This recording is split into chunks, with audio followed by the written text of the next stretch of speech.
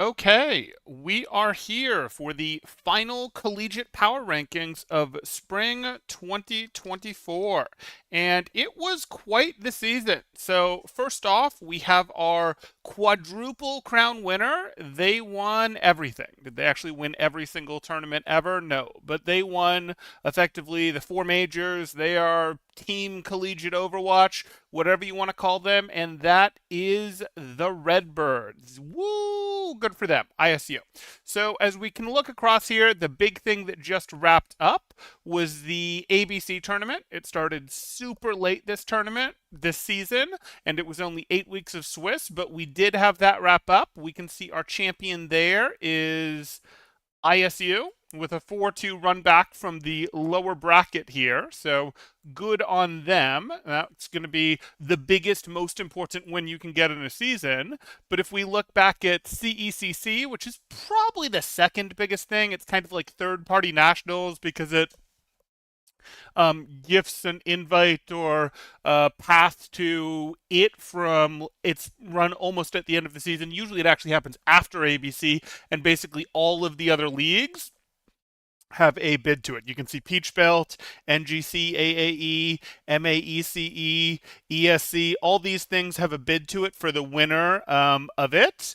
And so it sort of is like third party nationals. And if we look at what happened there, we can also see, oh, look, ISU won that one. Okay, that's pretty cool there.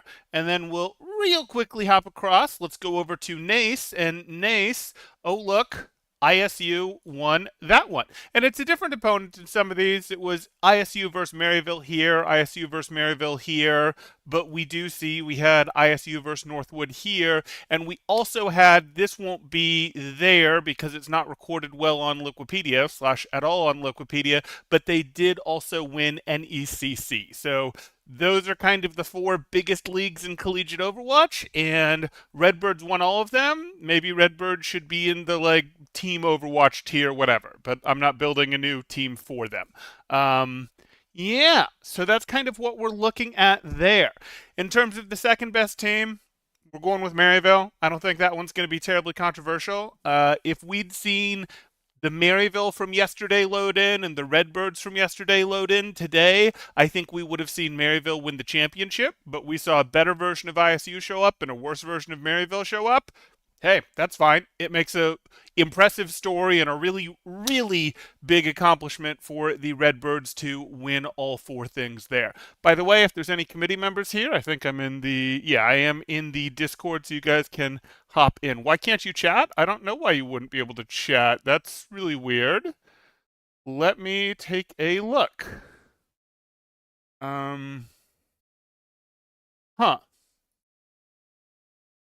If we can't do chat, that would be a problem. I know oh, come on, don't troubleshoot. There we go. Good, good, good. Okay, I'm glad we got that solved. So that's ISU in the number one spot. That's Maryville in the number two spot. How does Northwood get third? Well, the easiest thing to reference would be the single biggest tournament. Northwood got third in the single biggest tournament. We're good with it. Is this a big surprise? Did we perhaps expect Winthrop to do better this season? Well, Winthrop had their ups and downs this season.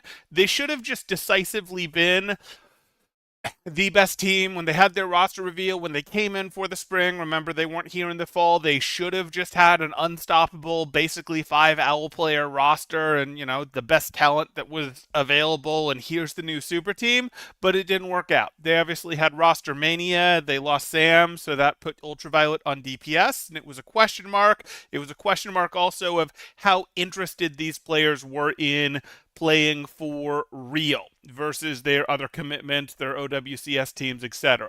And at the beginning of the season, it looked like, hey, just raw, most talented thing, etc. Then they got hit by that, so they don't have a perfect roster anymore, we'll say. And then, things went on, but hey, they've got a strong roster still. And then they sort of lost a match to one of these teams. I forget exactly which, or even two of these things. And it's like, oh, okay, so they go back here, etc. And then they didn't like that and came back and won hard for a bit. And then they fell back down over time and just couldn't bring themselves back into it. So, super duper roster. This is a reoccurring theme in collegiate Overwatch where like the newly formed for that semester super team is supposed to be the best super team of all time. It's supposed to just win everything. And the year, each time the semester a new super team comes online, it tends to not win. We saw this happen with ISU when they brought in American Tornado. That was their first super roster. Before that, they were just like a top 16, not even top 16, like a top 32 team, a playoff team, but like, they sort of lucked into the playoffs, or maybe not lucked in, but put something together. So they came in with American Tornado, and a couple players got COVID in the final match, and Northwood won that one. And, when Northwood showed up, it was like, oh, Northwood showed up as the super team, and that time I think Maryville won. Like that's just how this scene has gone, and it's kind of great. That leaves us with Fisher. You could put Fisher, I suppose, in a little bit of an in-between tier where they sort of go like here-ish with their main team. That would be reasonable to do. I think they were the team that people could have most reasonably said, hey, it's really going to be one of these four that win everything, that win tournaments, that win leagues, with the chance of Fisher sort of upsetting one or two of these guys here and there, being able to win matches, Fisher's primary team, but not being able to beat multiple matches in a row, not actually being able to win league this semester. And they didn't. I mean, in this case, it ended up being ISU winning all four big ones. Who's the purple dog? Is that Duluth? The purple dog down here is University of Washington, and yes, that is Duluth's team, the Life Weaver specialists who made 16 top 16 in collegiate, which good for them. Okay, so that gets us through our top teams, the kings of sorts, and then we get into what happened? Well, let's look for our upper core. Things that we may notice that are sort of missing that might have been here before is Converse, who did not make top 16. Looked like they got a misread on the meta, and they ended up losing to UTD right after the patch happened. So UTD got through their group. Converse did not. If that match had happened 2 days later, would it have gone another way? Probably. UTD also had a really rough season here with a lot of losses, whereas Converse had a much stronger season. So even though UTD beat Converse, I'm not putting them all the way up ahead of them. Quite frankly, this is a recovery for UTD, who previously would have been, I don't know, like here-ish. Something like this, here-ish maybe. This is a good recovery from UTD for their slumps this season. And people might be going, oh no, they should have earned more. They should be back further up because they beat Illinois. They beat an Illinois that had their main support playing tank and someone from the bench in one role coming off the bench to fill in on another role. That's not real, guys. I'm sorry. But that's fine. We're not really this far down in the bracket here. The point is, hey, someone who would have been this sort of upper core before in Converse, that's why they're down here. Other teams that we would have seen in the upper core, Fisher, still very much here. This is Fisher's second team. And how did they do on their run through in this final tournament? Well, we can see Fisher Freaks. Quick 3-0 of Georgia Tech. Held it close against Winthrop. But ultimately couldn't get the win against team number 4. So team number 5 seems like a good place for them. And then we see what happened to them down in the lower bracket. Well, they took out UTD effortlessly, and then they lost out to ISU, the eventual winners. So not a bad run. Seems like a reasonable number 6 team. Do we have another tournament that we see them in that we want to sort of factor in here? Well, we do see Fisher Freaks beat Irvine here in the CECC, and then went down to Winthrop. In their group, they beat Converse 3-1. Okay, fine, makes sense. I think we've firmly established this is a good team to sort of be the top of the upper core here. And this is going to get a little bit more controversial. I'm going to put ASU over here in our 7th spot. And why am I putting ASU all the way up in our 7th spot when we can take a look at how this bracket went? And this should be pretty easy, right? Like ASU got eliminated over here. That makes them top 12. Whereas if we go through here, we've got 2, 1, 3, 4, and then we know Fisher is 5. So 6 should be St. Clair, right? Like that's just how this works. And As we all, of course, know, yes, if I was just reporting the results of, well, how did everyone place in the tournament, there'd be no point in doing tier list, power rankings, any of this stuff. We are dissecting in here how did the actual matchups go. No one cares what place you really got in the tournament. It's about who did you beat to actually get there when you're figuring out how strong these teams are. And we can see, quite frankly, this was the only path through the tournament for anyone that wasn't a top 5 team. So if you didn't end up in this portion, you could not get to top 6 because unless you were actually a top 5 team. Like that's just sort of reality. But you could be the sixth best team and end up on this side of the bracket and lower bracket and just have no path through to top 6 there. And I do believe that's what happened. And why am I going to back up that that's what's happened with this controversial take of like St. Clair is not the number 6 team? Well, that's pretty easy. I'm going to go back to group stages. Group stages are what determined where people came in here. Group stages, of course, were the top 64 teams. Top 2 from each group got out. And St. Clair, ASU, and Northeastern were in the same group. And ASU's first match against St. Clair in groups was a 3-0 in ASU's favor. We are now on a slightly different patch than that match was played on. We did have a patch in the middle of our bracket here. We had a patch like there-ish in the bracket, so that changed things a little bit, but honestly not all that much. We've had a few patches lately. So we saw that happen. Now we did then have a rematch where St. Clair beat ASU 3-2. That's how St. Clair ultimately got out of their group with the 1 seed. They wouldn't have been able usually to get out of their group with the 1 seed, but there was a 3-way tie. You can see they have the 1 seed because they're playing University of Washington in their first match of the upper bracket, which was a team that got out of their bracket in the 2nd spot. And just so you guys are aware, the way these work, it's a 1, a 2, a 1, a 2, a 1, a 2, all the way through. So what happened there was ASU originally beat St. Clair 3-0.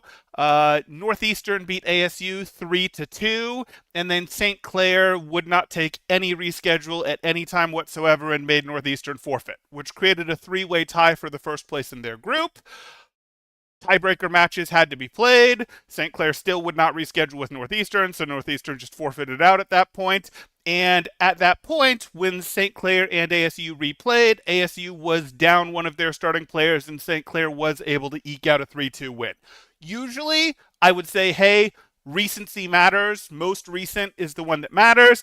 But if they're going to be one day apart and the difference is, oh, someone's down a starter, sorry, I'm gonna look more critically at the match that was, hey, full starters versus full starters, if those are both similarly available. Do I think it was a huge downgrade that ASU was playing with? No, I don't. But when you're at teams that are, in a similar caliber, missing 20% of your roster, having to make one switch, that is a big swing there. So I do look at these and I think, hey, ASU is probably the better team there. So that's why we've got them here. And if we look at the other places that we could find ASU results, we're not going to find anything too interesting. ASU came out of St. Clair wasn't in CECC. ASU came out of here. They won their regional qualifier, and so they directly seeded in with one of the high spots, but then they got overthrown by the 5 seed, which is how this cup is set up. You're going to have the 4 seeds who qualified for the regions get their top 4 seeds, but the 4 seed is going to run into the 5 seed, and frequently the 5 seed will be someone who came in strong from another conference, is actually expected to sort of upset the 4 seed. They did. That happened. So not too much info on ASU from us here. Unfortunate. But we can't really hold a loss to a top 4 team against them. St. Clair, we talked about St. Clair. I don't think there's a ton more to talk about there. I suppose I could further justify this ASU over St. Clair thing, even though I think I've already done it with the University of Washington matchups. We can see that both teams played University of Washington. I watched St. Clair versus Washington. That was a 3-1, but that could very, very easily have been a 3-2, whereas ASU cleanly swept Washington. So, again, where people end up in the bracket isn't necessarily, in the finishes isn't necessarily their actual strength. It's just actual pathways through a double elimination bracket. Oh, I'm sorry to hear that your chat's breaking, Hedwig. And Mason says, thoughts on Utah having the closest series with ISU. Good for Utah. Very good for Utah. Was that actually the closest series with ISU? Were you guys one map away from beating them? Did you guys have like a 2-1 with them, or where did you catch them? Let me take a look here. Did you guys? No, Utah. You couldn't have played them here. You'd have had to play them in Swiss stage. Did you go 2-1 with them? Did they fool around for a game? You got a map and then they beat you the next two. What happened? Okay. Northeastern came out of that same group. There's not a doubt in my mind that Northeastern would have beat the St. Clair that at least the St. Clair that played against ASU won that day. Northeastern did 3-2 win against ASU. Northeastern, of course, did not actually officially make it to top 16 as they did have to forfeit out. St. Clair denied all reschedules. But hey, not a ton we can do about that. That said, I am still going to put St. Clair ahead of Northeastern here because St. Clair earned it at this point. There's a world where I'd like to go, hey, St. Clair, F you, you guys belong down here, but that's not real. St. Clair absolutely earned some degree of recognition this high spot by taking down on their path to top six here, both Rutgers and UC Irvine. And those are proving matches. If you're doing that, you're not fake. You're not fake. Now, was, some of the reschedule shenanigans scummy? Yeah, it is. But you're not fake if you took down Rutgers and UC Irvine. So there you go. Tributes are 100% to their coach. I've got some good players. I do. But this was a coach meta.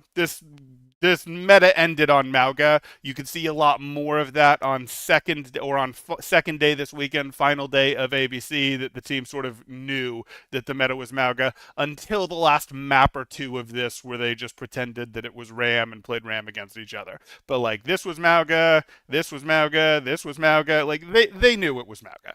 ISU just really doesn't like Mauga, and Maryville wasn't winning the Mauga, so they ended up on a Ram there. Anyway, Irvine, Rutgers, I don't think there's too much to say there. They both got out of their group. Rutgers got out of their group in the one spot there. We can go through here. These aren't really huge moves for either of these teams. Rutgers, we didn't have much data on because Rutgers' proving matches all season have been they beat Illinois Orange in their Big Ten conference. They beat Illinois Orange in ABC Swiss. And then they beat Illinois Orange and Bellevue in groups. So we really didn't have much information on Rutgers until the playoff started. It was exciting to see them.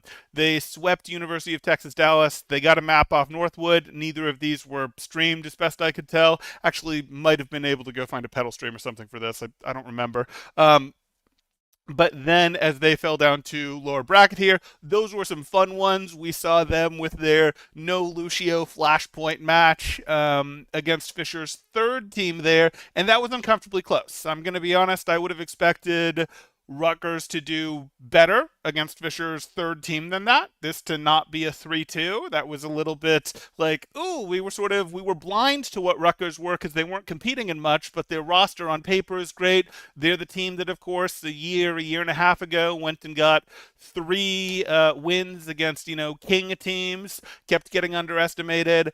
That's clearly not them this semester, and, it getting close against Fisher's third team is not exactly what you want to see, but they did it. And to be fair, Fisher's third team was playing pretty well. Fisher's third team had just reversed their previous thing. They'd been in the same group as Georgia Tech in groups. They had lost to Georgia Tech. They'd actually, after that, then lost to Ball State on Super Tilt Watch there right after losing to Georgia Tech. But then you can see they came back and won here. I know there was a sub situation there, so I actually don't, fully count that because I know Georgia Tech was forced to play with a sub there. This whole season was going to be not this whole season, but this whole ABC season was always going to be a little bit of an asterisk just because there's so much in terms of players traveling home, players getting kicked out of dorms, players in the middle of graduation, players at lands for other tournaments that would usually be doing their lands long after ABC was done, but ABC did such a late start. It was this one was always going to be, hey, at least we got a competition. But that did happen where Georgia Tech had to play down a player, as I understand it. Regardless, that's Fisher Fiends coming in a little hot after that win.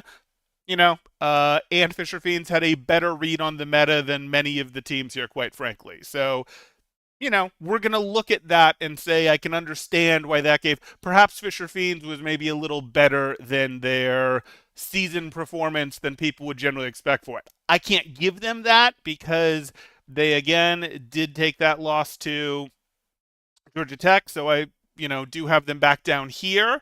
But I can understand why perhaps at that flash in the pan moment, they were more dangerous than we might expect. Ultimately, Rutgers made it deep in the tournament. Rutgers has given us no reason to doubt them. It's hardly a bad thing to see, oh, Rutgers, you in the end lost to St. Clair, who got sixth place in the tournament.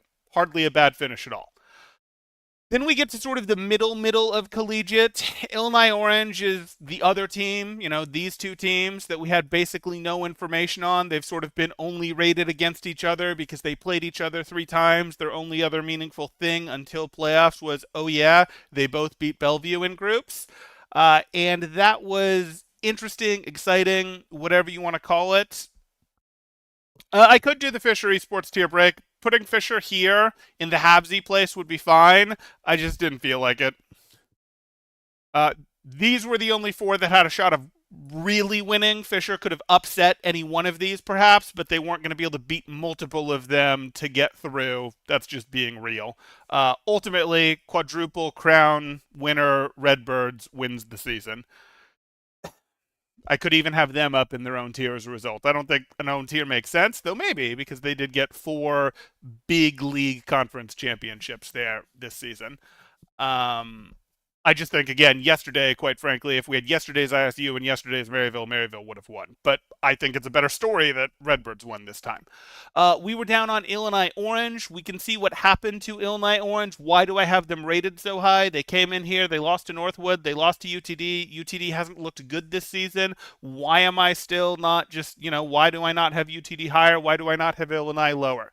The reason I don't have Illinois lower is because even though they give us almost no data, we do see that the people they were playing with, as we go up to Illinois Orange here,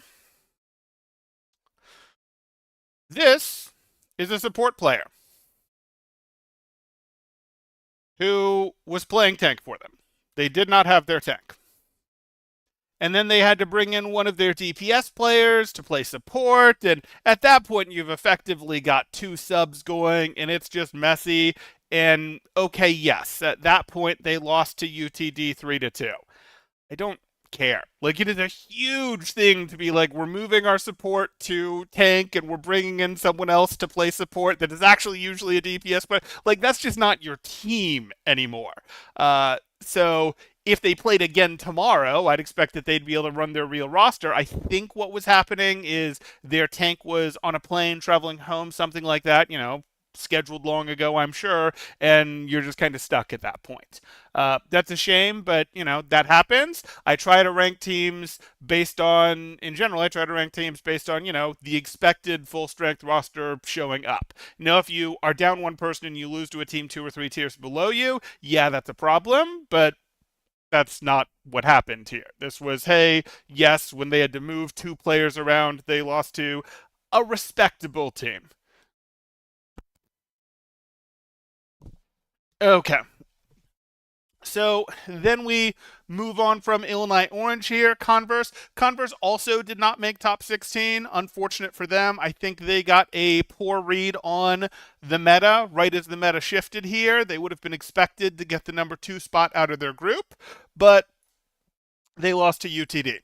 I really do think, based on the results of the season, I really do think, based on UTD not showing me anything crazy cool in playoffs here, that this was just a case of Converse got flat-footed, bad meta read, etc. If they played again 2 days later, if they played again today, I'd expect Converse to win that. That's why I've got Converse still in our core tier here. And Converse obviously had a very good season elsewhere. We can go look at how they did here. Obviously, it's not like crazy good. We see that loss to Boise. Maybe I'm going to flip those guys then, actually. Let's do a quick adjustment there. Boom. We do see the loss to Boise here in CECC. So, hey, good for Boise picking up that extra win there. It looks like that was a close one, and that's what puts them there. This was the last match that they got to compete in this season, to the best of my knowledge, because they got eliminated in groups in ABC. So that's that. But overall, they got plenty done this season, had some good wins. Georgia Tech obviously surprised everyone. Georgia Tech got quite a few wins this season that were unexpected. Georgia Tech in the past would have been like king of the bubble sort of thing, and they found wins. They found their wins against Fisher 3. They found their win, I believe it was against Bellevue, if I'm not mistaken, and then they found a win. I actually have it here. Um, Found a win either against St. Thomas or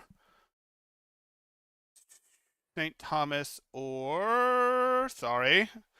I used to just know all this stuff, but these seasons get too long. These ones lost to Utah, so that means Bryant Stratton was the other one that they got their win against. Yeah, Georgia Tech. So hey, that matters. They didn't pile up like the highest of high tier wins, but you look at that, you look at that, you look at that. These add up, and you go, hey, those are proving teams. Those are teams that at the time they got their wins were all in the top 20. They belong here. Now we do see this got flipped back. I'm not flipping it back. I already talked about why I'm not flipping it back, because Georgia Tech was down a starter at the time. If we were not factoring in being down starters, we'd also have to move Illinois Orange down. We do all sorts of things. But that seems to be what, that's what happened there. I don't feel a need to talk about Fisher 3. I already talked about them in relation to Rutgers. In relation to Georgia Tech, we're good there. Bellevue did not make it through their group. They had Illinois and Rutgers. That was a tough group, so they were dead. University of Texas Dallas did make it through their group. We've sort of talked about them, so I'm going to go turbo mode here because as we get later in this, we've talked about most of these teams. Where University of Texas Dallas got through with the win against Converse right on the patch change. Good on University of Texas Dallas. Then in the playoffs, they got Derpy back. He was no longer banned over, SH word. That was so stupid. They've way too much tight into those things, and as you guys all know, the people you get banned just by report to playtime ratios. But whatever. University of Texas Dallas beat Converse, got Derpy back for the playoffs, got swept by Rutgers, did eke out that win against an Illinois with mega subbing going on, and then lost out to Fisher Freaks. Can't be too bad about losses to Rutgers and Fisher Freaks. Those are perfectly reasonable, and I would totally understand if UTD players are in my DMs yelling at me or, adding me on Twitter or whatever over, hey, we should be rated better. Our losses are to very good teams. We beat Illinois Orange. We beat Converse. Totally get that. Totally respect it.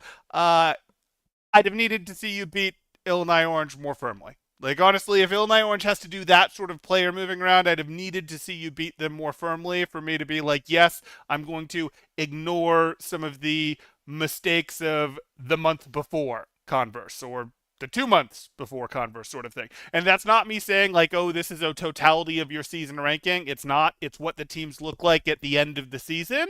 That is what we're looking at here. But I just don't have the evidence from the wins, the losses, the whatever. Like, this match was too close when it shouldn't have been given their roster situation. This was right on a meta shift, but hey, still absolutely a win. And this win is why you guys are up here and not back in like here-ish where you would have been otherwise, where you were coming from. Okay. Then we move on to UW, University of Washington. We already established what put them on the map in the first place. What put them in a position to potentially win a group was their 3-2 win against Bryant Stratton.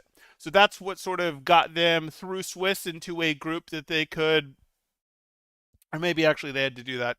I think they did that in group. My apologies. Yes, they did that in. No, that was round robin. In round robin, they beat the Bryant Stratton in. No, this is group. This is group. I'm not crazy. Swiss Pool 1, Swiss Pool 1, round robin groups. Yes, so they got into a group. They beat Bryant Stratton, who was expected to get second in their group. That gave them their path through. And then once they got through here, this is the only thing we meaningfully see them play in. They're of course not in CCC. They're not going meaningfully deep in NACE here. We take a look at this and we see what did they do? Well, they went out in two, unfortunately. And looking through here, no, Grand Canyon was the weakest team to make it through. University of Washington, good on them. They beat Bryant Stratton to get here. I think this is a pretty appropriate place for them. Hey, they went out. Them finding themselves in top 16 totally makes sense. Them finding themselves just outside of top 16 also totally makes sense. In that 24 range, also totally would have made sense. But ultimately, we've got them here right behind University of Texas, Dallas. Then we've got Bryant Stratton, who lost to them. Did Bryant and Stratton do anything since then to make it better, to sort of recover from that fumble? Well, they did have another shot. They were at CECC, and how'd they do? They were in Northwood's group. They, of course, couldn't beat Northwood. They did handle the other two things, so got through, but then lost to ISU, who were ultimately our quadruple crown winners. So, not bad. Other people we might compare them to would be like Blinn, and Blinn beat St. Thomas, who was the other team that sort of was expected to be a top 15 team that choked, that took a loss, etc. in Swiss groups, you name it, to a team that was outside the top 20 or believed to be outside the top 20. So that, St. Thomas that I'm talking about there. Blinn, we see here, went through. Okay, they 3-2 Snoom, 3-1 Snoo. How do they actually do? Get eliminated immediately. Not quite as good a showing. I don't really care. I care about match result, like who won the match a lot more than the map score, but we're going to dive in here a little bit to go, okay, both these teams missed, etc. Both these teams would have been expected to be top 20. We, of course, know what happened to Blinn was they lost access to a player. They lost access to a player for the group stages and for CECC. Might have been dropped a class, might have been grades, I don't remember, but they lost access to a player. They brought their sub in, but the sub was on the wrong role, and that was their roster at the end. Should I maybe rank them higher because I sort of did other teams with their starting rosters? That would be reasonable, except when we got to the end of the semester, this player just wasn't available at all to them. Like, if we asked them to play again today, their limitations would still be, no, this player isn't eligible. So given that, and in any tournament that they'd be playing in, they wouldn't be eligible. So no, at their school it's not eligible, so that's not their team anymore. If I did move them, they would be probably a little higher in this tier, something like back when they were on their tear. They sort of did cool off a bit after that. They'd probably be about right here.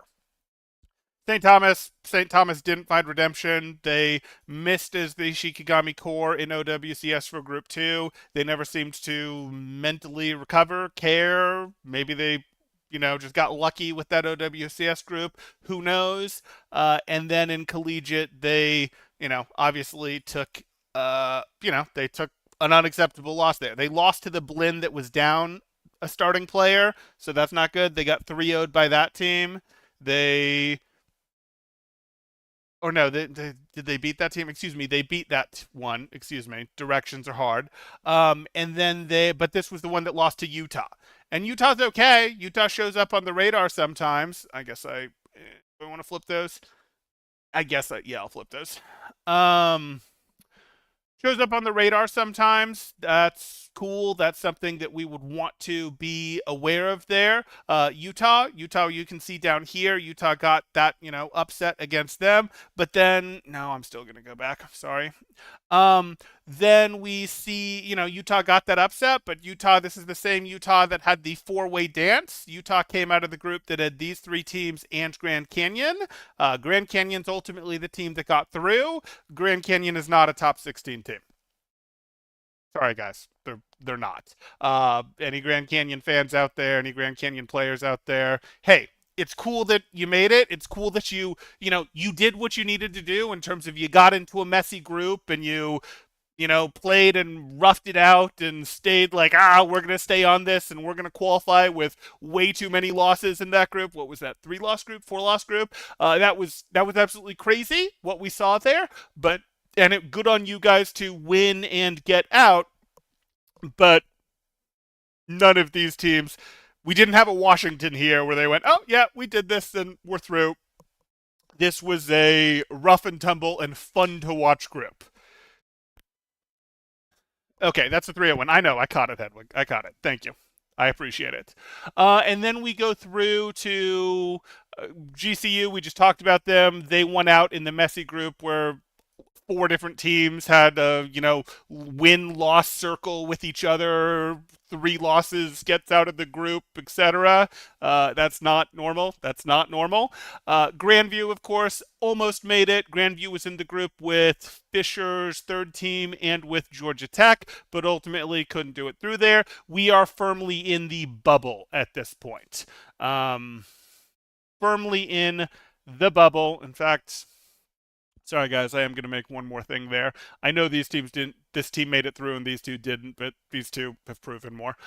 So that's what we're going to do. I'm not going to go through all these bubble teams. All of these bubble warriors are teams that have been dangerous, have, perhaps been threatening to teams up in the next tier, have traded around with each other. These are the teams that you'd look at and sort of go, yeah, this is the top 32. They're not maybe top 16, they're not top 20, but these are your top 32 Overwatch. Your core Overwatch teams should maybe be awake for these matches because these guys, will be hungry, will be scrappy, like we saw with this grouping here. And then, these are also teams that, performed a little better earlier in the season and didn't here. I could also do, hey, all of these are teams, not these, but that's kind of what we're looking at. So I will now jump in chat. If anyone on the committee wants to hop in voice, I'm here. No reason, you don't have to, but no reason not to. And we will take a look here. So, Exother, I want to say you're on Illinois? Am I mistaken that? No more fishery sport tier break. Yeah, that was sort of the halvesy one. We could have that. We could not have that. I could use more tiers if I wanted. They probably do. They should be in like a half tier between, but it really is only a half tier. Fisher having Neb and Cabe retiring right after the season kind of shows that I think they weren't all in it. That's just graduation. I mean, that's just how graduation works. And quite frankly, you're going to find a lot of people that happen to my players like Sklee, Hirsch. They're not seriously staying and competing in Overwatch after Collegiate because you've got jobs to go do. You've got to get on getting a job, working your job, making sure you can hack it in adult life with your job, with your new living situation, with your whatever, with your not living at home anymore, with your not necessarily wanting to go back home. Like you sort of want to make that transition step. So even if you do come back, which most people don't after they've had 4 years of Collegiate plus probably a couple years before that of going hard in Overwatch, it's pretty normal to go, hey, I'm going to either be done with Overwatch or at least step away from it for a while to make sure my life is in place. And it's rare to see people seriously come back because at that point they're a little older, which shoots their reflexes a little bit. And, they just don't have as much time. Like you're like, oh, wait, there's grocery shopping and cleaning and exercise and all sort of maintenance of your car, your house, etc. All these things that you sort of, when you live in the bubble that is college or when you live at home with your parents before that, you don't always sort of realize all the things that are there to upkeep and keep a life going. It's not terribly weird. Also, they now have access to jobs that make, quite frankly, more money than you make by winning in Overwatch. You don't make all that much money by winning in Overwatch, guys. Let's look at this prize pool. I know they were making a big deal of this on the streams, and bless their hearts, they're trying, they're doing their jobs, they're hyping it up.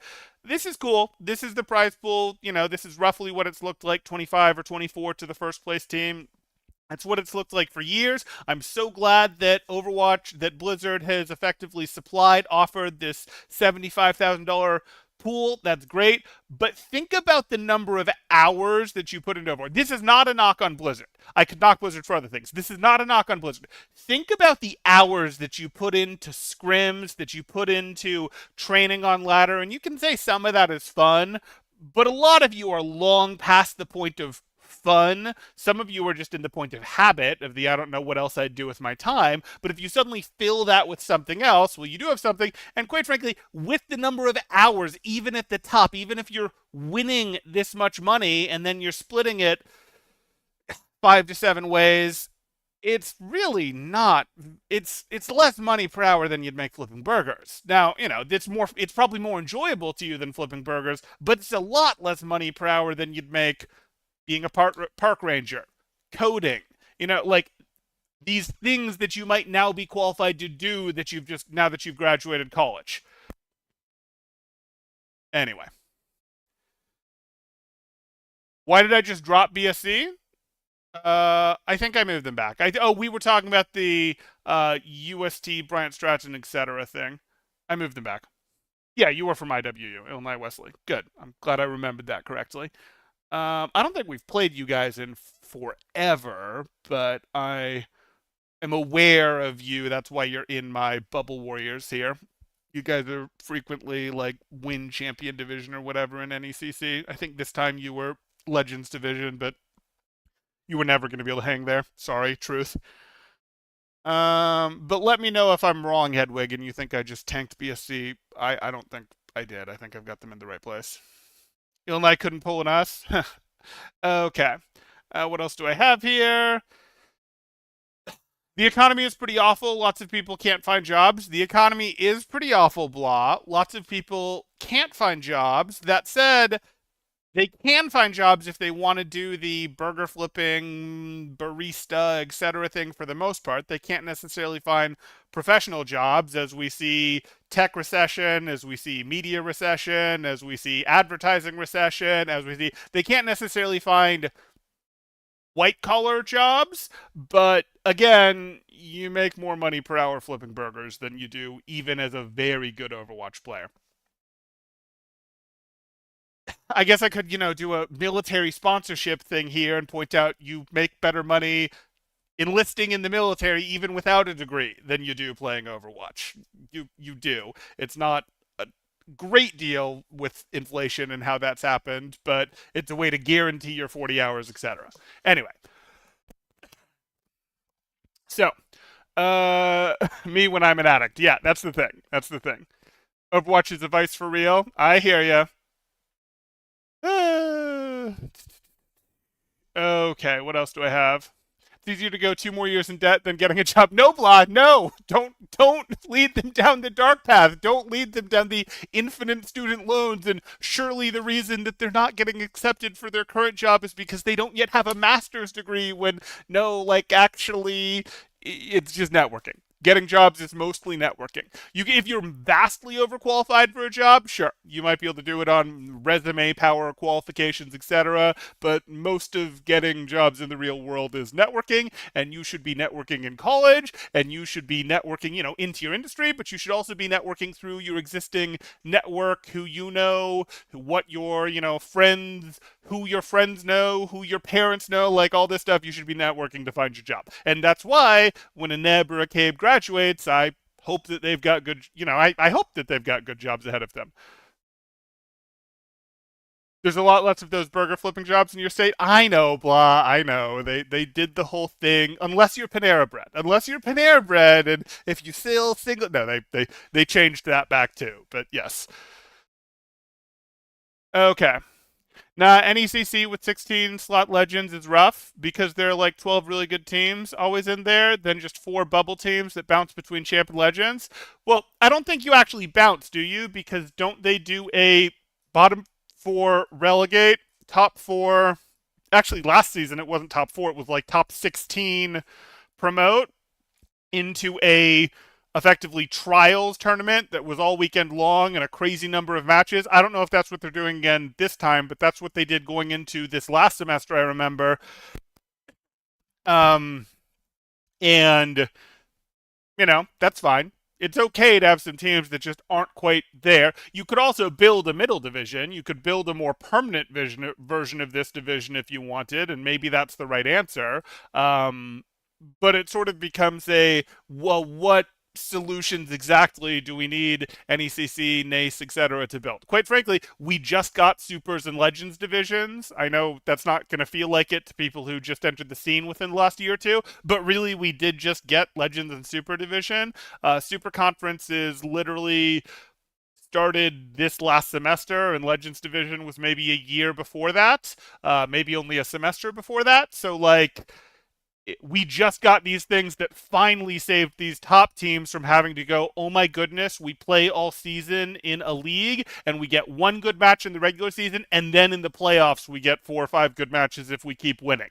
Like, until this last year, most of Collegiate was, okay, the matches suck, we live for the scrims and the playoffs. Like, that was Collegiate for the core Collegiate teams until this last year. And now that we've, and good on NECC and good on NACE for doing these things. They've come up with the Super Conference and the Legends Division to solve that problem. Now, is there these bubble warriors that would very much like something, or maybe even some lower core that could mix in there, that would maybe like a between thing because they still get stuck with the, hey, we're just going to win our division? Yeah, probably, but at least they've partially solved it.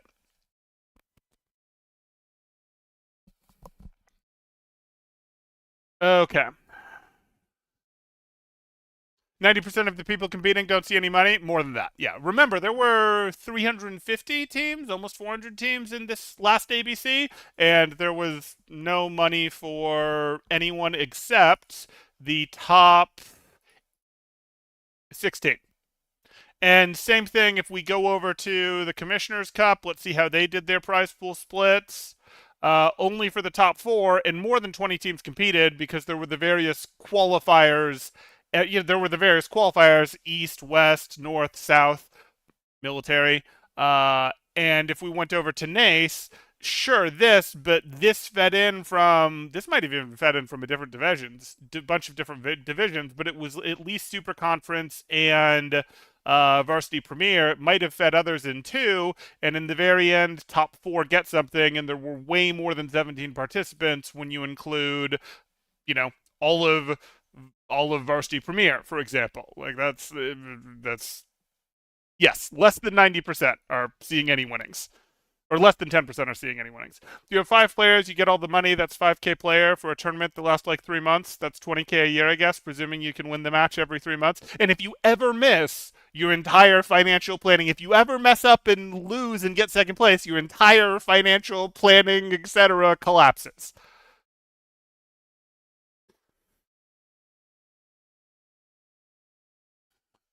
Some of the people in Collegiate also have another source of income from streaming. Sure, sure. I I don't disagree.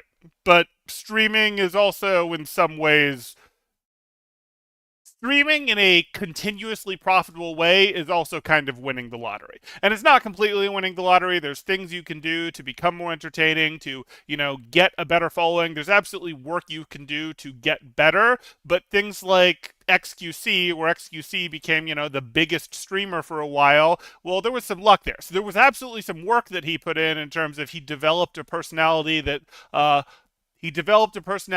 was very magnetizing to the types, to the average Twitch viewer, to the average age and gender really of Twitch viewers, and that's not his 100% default personality. He developed that, so that's like work, but it took a little bit of luck for him to get foolishly banned by Blizzard, which totally gave him the input to go become a variety, the impetus in a way that his fans couldn't blame him for, to go become a variety streamer.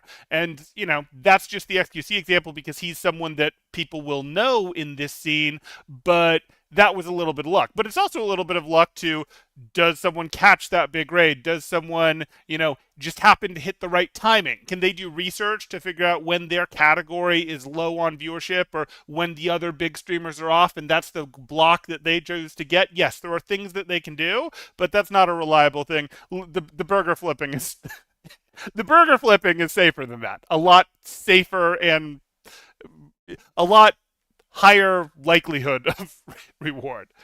Okay. Champions to go, except for teams, but Legends is impossible. It's weird. Well, that's the beauty, EXO. You've got to sort of figure out what's your step to move on.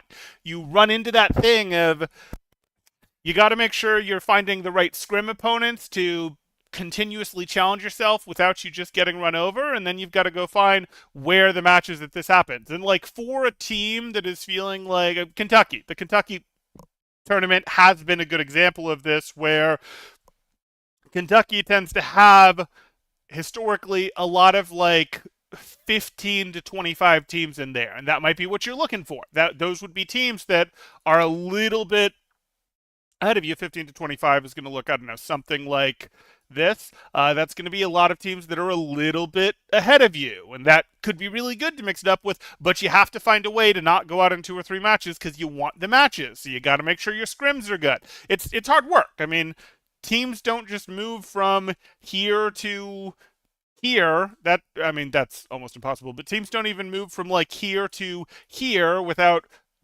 getting better over time, leveling up the individual players, being very serious about scrimming. There's investment that happens in this from the entire team, all the players, or you recruit. But you can do it. You can climb from like a here to, you guys could do it. Like Georgia Tech just had their miracle season here, right? Where they went, hey, they beat 3 top 20 teams and definitively went, no, we belong. That could have been your story. Rutgers a year and a half ago had their miracle run where they took out three top 4 teams in a single season. They were the miracle run. Or right before that, where they went from like a 18 to 20 team to a boom, they got a top 6 finish in ABC. Like the teams have their miracle runs. And it's cool to watch. Bryant Stratton last semester, Bryant Stratton was maybe a 15 team, and they just found all the wins, clicked things together, and did it, and made a top 8 run. Like, now they fell back down, but you can, if your team is hungry, you can do these things. Though everyone else wants it too. It's not going to be easy.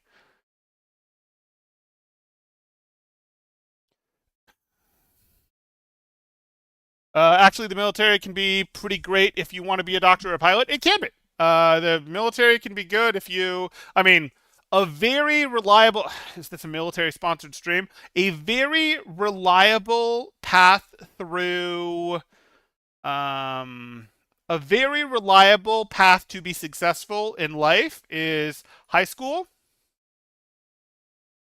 drop out, get GED.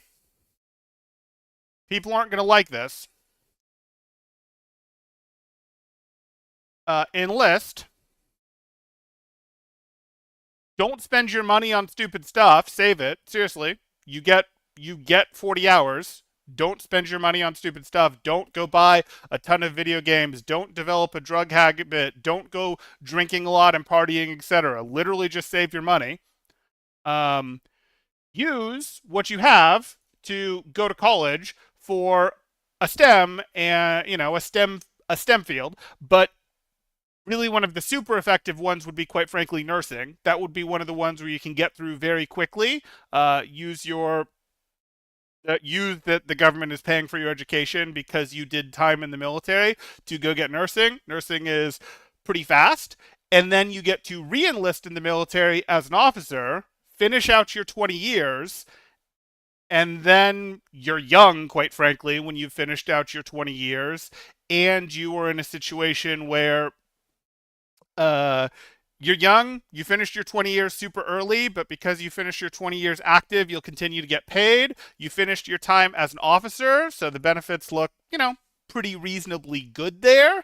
And your GED doesn't matter because you did go back and get a degree here.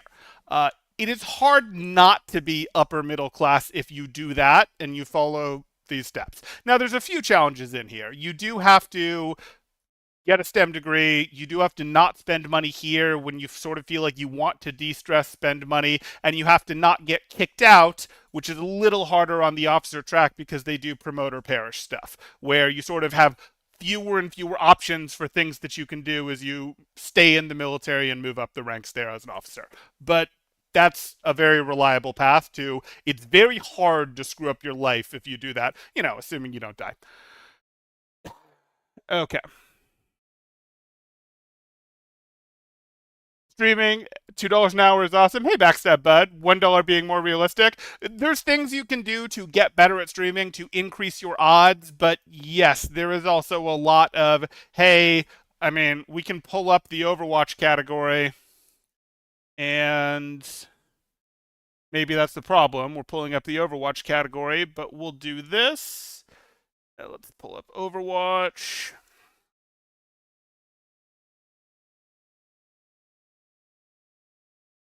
And we'll do that. That should be fine. So let's pull up the Overwatch category here. We're sorted by viewers high to low. Let's go viewers low to high. Now, some of these people are just bad at this, but look how far we have to scroll before we get past the people with only one viewer. Oh, two. Okay, two viewers.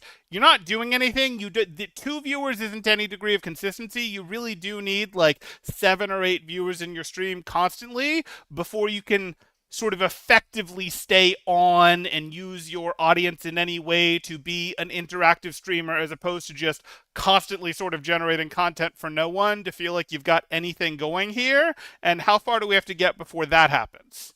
Look at how many of these people are just it's just not a thing. And that's fine if they're just doing it for a little bit of fun like I do sometimes, totally fine. And I say that as I'm streaming right now. I realize the irony. I'm obviously not trying to make meaningful money off streaming here.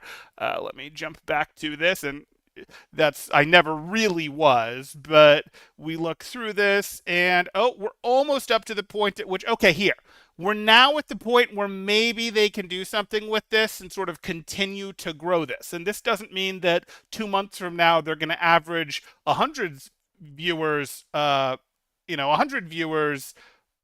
whenever they're online. But this is now the point at which they have a little bit of a community and can sort of roll and feel like they're not just always on for nothing. Okay. You always bet against yourself and throw. Oh yeah, gambling, sure. If you're gonna mix gambling into it, that changes things a little bit. I don't know what the esports gambling scene looks like these days. I know when Overwatch was a much bigger deal, it existed.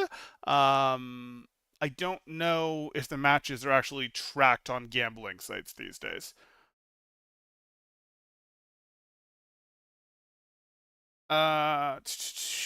Streaming isn't that bad. Temporal found his second job back when he streamed. After 3 years, he could finally afford a new computer with a GPU that still had its cooler. He had so much money left over. Thank you, Blah. Thank you. Ah. Temporal Luca is looking for team. Who do you think he's going to? What, looking for team Collegiate? You have to remember he may even still be staying where he is. Like you have to remember these players will frequently go, "Hey, I'm looking for team because I think I deserve to be surrounded by better players." That's how Overwatch players are. That's how people are. Uh, And if he's LFT, that means he doesn't have an offer that he likes right now, or he would like to find a better offer. So I can't know where I think he's going because he's going, "Hey world, pick me up," not, "Hey, no, I've been found, I'm not available." He didn't announce, "Hey, I'm transferring somewhere, wait and see." He's LFT, so how could I know where he's going?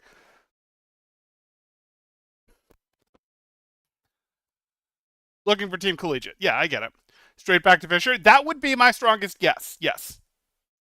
Don't even need to enlist necessarily. Could use Army or OTC. So the thing about if you go reserve for Army is that can be fine, but if you finish out your time in reserves, you don't get your pension, you don't get your constant pay for having served your 20 years until you reach retirement age. Whereas if you finish out your time active, my understanding is as soon as you've finished your 20 years in and retire, they will keep paying you for the rest of your life. As opposed to once you hit official retirement age in the country. And that can be a lot of years difference if you follow the path that I put out there, for example.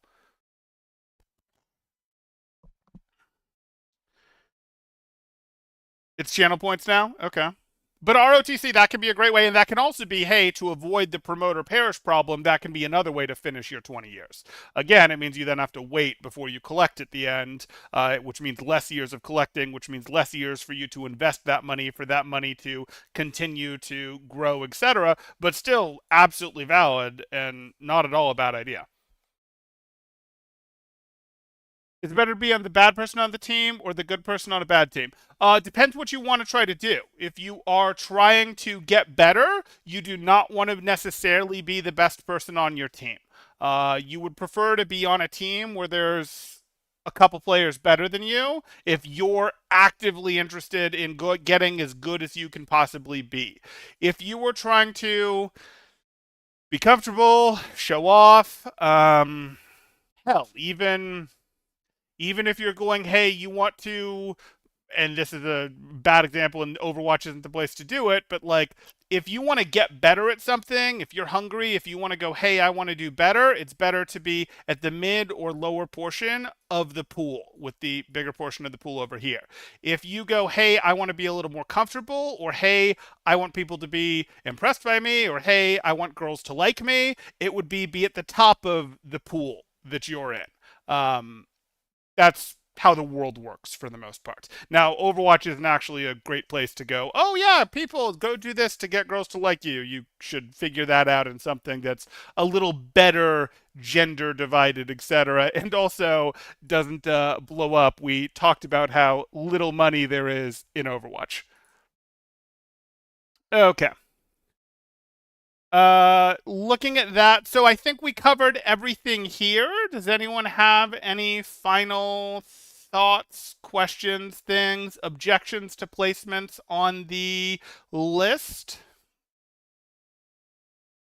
I guess I'll officially make my top 20 marks. So that's 5, which makes this 10, 11, 12, 13, 14, 15, 16, 17, 18, 19, 20. So that is our top 20 cutoff. Our top 20 cutoff does not end on a tier this time, but there we go. I should do one for coaches.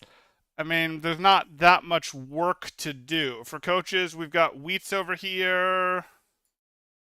Got Tensa over here. We've got Temporal over here. We've got McGravy over here.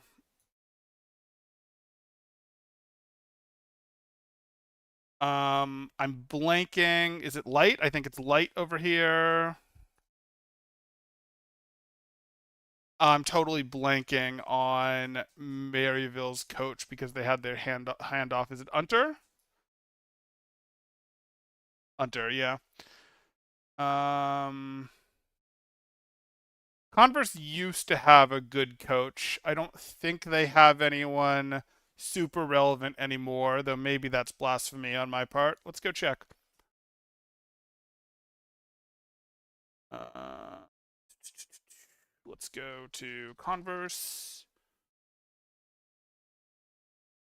Converse used to have Tickety. No, do they still have Tickety? I'm not sure they do. Oh, they used to have Waddy, and now they have Tickety. Okay, that's fine. It was Waddy leaving that had thrown me off. How did St. Clair not snag Tickety? Tickety's Canadian. Huh. Okay. Um, so those would really be the relevant ones, I would say. And you are starting to look at, hey, coaching talent is pretty real at this point in collegiate. Like those those are, names that people recognize on a meaningful number of top 20 teams here. The coach could be better or worse than the team. Absolutely. Absolutely. That's very much true that the coaches can be better or worse than the team that they are on. They're part of the equation of the team. They're not worth a huge amount on match day. They're worth more over longer periods of time leading up to match day. But yes, that's absolutely true. that they can be better or worse than their team. But it's also really hard if you haven't worked with a coach directly. It's really hard to rate them because it's really hard to see how much is the team improving because their players are really, really hungry versus they're talking to other people in the scene versus they're developing stuff themselves versus their coach is doing work? And what kind of work is their coach doing? Is their coach good because their coach really understands macro and fine stuff, etc.? Is their coach good because their coach does on match day specialist, keeps them in a good mood, keeps them in a good place to perform, etc.? Or is their coach a, hey, I'm going to pull in because I know people who pull in the best players, even if I don't do much coaching, or are they just a roster rider? Or are they some combination of those four things? Like the first three things all have some degree of value. The last thing is just a roster rider, but there's been tons of roster riding staff throughout the history of Overwatch. So it's hard to know. Now, I do know some of these, obviously. I know Hunter is good. I have briefly worked with Tensa. He's fine. Others I'd just be doing through reputation. Like I would just be doing through reputation on the others, but through reputation, this whole list is wait, these are known pretty good coaches, etc. Now, are there other teams that have coaches? Yes, but these are the most known coaches in the scene in terms of they have outside of collegiate success. You've seen the teams over a few years. Maybe the power of the scarf. You could make a tier list based on that. Of course, the scarf and scarf wear would be on top. Well, of course. I mean, of course. If we're gonna do this, I mean, well, here's number one. I don't know, Hunter. You can be number two. Wheats have a three. McGravy, I don't know what to do with you. I feel like your DPS instantly got better when you joined that team. I'm gonna put you four, and then I'm gonna go Tensa five. Tensa maybe deserves to be higher because he may or may not be managing a bunch of teams. Does he just really run Fisher's top team, or is he having to like run the whole program, etc., and then Tickety, no problem. I don't have any problem with Tickety. I don't know anything about Light. I can't rate Light. Um, something like that.